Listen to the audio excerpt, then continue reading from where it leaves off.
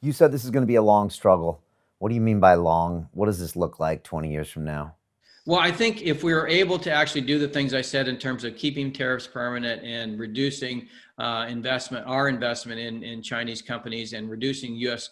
corporate investment in China, then I think it's going to, within the next 10 years, you'll see a significant shift in the supply chain. You'll and if we promote manufacturing in the United States and disrupt a lot of the challenges, structural challenges I just mentioned, you're going to see a growing America. I think it's going to be north of 5 or 6% economic growth because of the fact that we've had such latent productivity in the United States. You know, it was 15 years ago that we had latent productivity in China. Now we have latent productivity in America because much of this manufacturing is automated. We have the lowest energy costs in the OECD. We have lowest corporate tax rates. We have opportunity zones all over the country where, you know, these local communities are willing to bend over backwards to see manufacturing come back to America. So when that begins to happen, and I think it will, you're going to see tremendous economic growth in not just in America, but other democracies around the world as we begin to provide for the prosperity of our citizens. 12 months from now, what do you think we're going to be economically? Well, I think we're going to be struggling from this coronavirus. I think we've really taken a dip.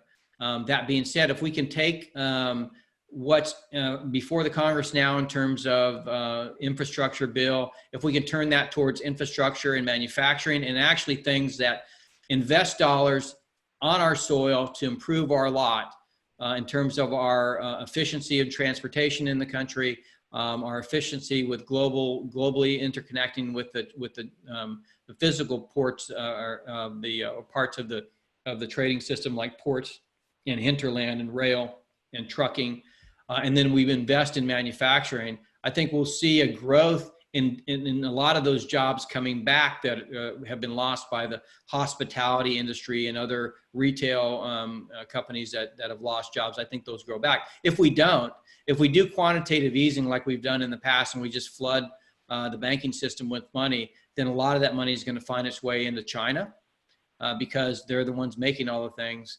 And I think we're gonna be in a worse place. We're gonna be heavier in debt, and our economy is going to be stagnating. It already started to slow, you know, from the tax cuts of early in the Trump administration. So it's really going to slow down now. But if we can again invest in democracies and infrastructure and manufacturing, put people to work, then you're going to see it growing. And I really don't have a good vision of what we're going to do. I can tell you that a lot of the people that end up in Treasury and a lot of the economic positions within government tend to think along the lines of let's just put more money into the financial system and let the businesses sort it out. Well, the businesses like AT&T don't really care about national security; they just care about profit. And so it's likely that, you know, most of that money will not make it into places that actually make a difference in terms of jobs.